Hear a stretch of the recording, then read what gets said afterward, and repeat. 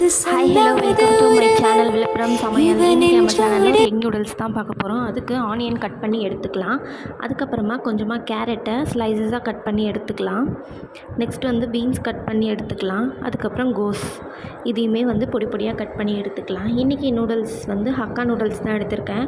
அதை வந்து தண்ணியில் ஒரு வாட்டி கழுவிட்டு வேறு நல்லா குடிக்கிற தண்ணி பிடிச்சிட்டு அதில் கொஞ்சம் உப்பு கொஞ்சம் ஆயில் சேர்த்து பாயில் பண்ணி எடுத்துக்கலாம். அதுக்கு ஸ்டவ் ஆன் பண்ணி நம்ம எடுத்த நூடுல்ஸ் அது மேலே வச்சு கொஞ்சம் பாயில் பண்ண விட்டுறலாம். நெக்ஸ்ட்டு வந்து நூடுல்ஸில் வந்து இந்த மாதிரி ஸ்டார்ச்லாம் பொங்கி வரும். அந்த டைமில் நூடுல்ஸ் எடுத்து வெளியே வச்சுடுங்க. நெக்ஸ்ட்டு ஸ்டவ் ஆன் பண்ணி இன்னொரு கடாய் வச்சுக்கலாம். இப்போ நூடுல்ஸை வந்து நல்லா ஃபில்டர் பண்ணி எடுத்துக்கலாம். நெக்ஸ்ட்டு அந்த கடாயில் கொஞ்சமாக எண்ணெய் ஊற்றி காஞ்ச உடனே குட்டி குட்டியாக நறுக்கின பூண்டு குட்டி குட்டியாக நறுக்கின இஞ்சி சேர்த்துக்கலாம். இது நல்லா பொரிய விட்ட உடனே நம்ம கட் பண்ணி வச்சுருக்க வெங்காயத்தை சேர்த்துக்கலாம். இது நல்லா பொரிஞ்சக்கப்புறமா வெங்காயத்தை சேர்த்துக்கோங்க. ஆனியன் சேர்த்துட்டு நல்லா வதக்கி விட்டுருங்க. ரொம்ப வந்து ஆனியன் கலர் மாறணும்னு இல்லை, லைட்டாக வந்து கலர் சேஞ்சஸ் ஆனால் போதும்.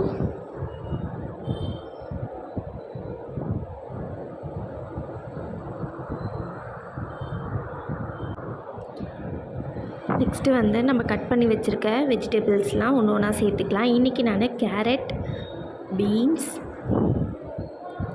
அப்புறம் கொஞ்சமாக முட்டைகோஸ்,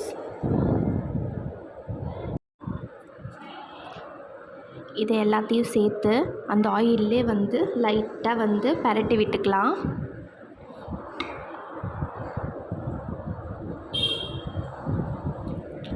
கேரட் பீன்ஸ்லாம் வந்து நல்லாவே வெந்துடும். அதனால் நீங்கள் ரொம்பவும் ஃப்ரை பண்ண தேவையில்லை. லைட்டாக வந்து ஆனியன் வதக்கின மாதிரி வதக்கி விட்டாலே போதும். இது வதங்குற கேப்பில் தனியாக ஒரு கடாய் வச்சுக்கோங்க. அதில் கொஞ்சமாக எண்ணெய் சேர்த்து 2 முட்டையை உடச்சி ஊற்றிக்கிறேன். நான் வந்து இன்றைக்கி எடுத்திருக்க நூடுல்ஸ் சைஸில் கொஞ்சமாக முட்டை எடுத்திருக்கேன். நீங்கள் வந்து நிறையா செஞ்சீங்கன்னா எக்ஸ்ட்ரா முட்டை ஆட் பண்ணிக்கோங்க.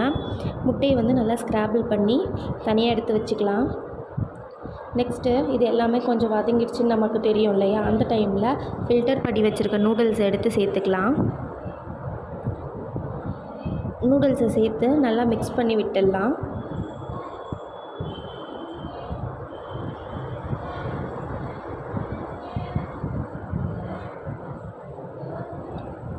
நூடுல்ஸில் அந்த வெஜிடபிள்ஸ் எல்லாம் நல்லா மிக்ஸ் ஆகிற மாதிரி பண்ணி விட்டுருங்க.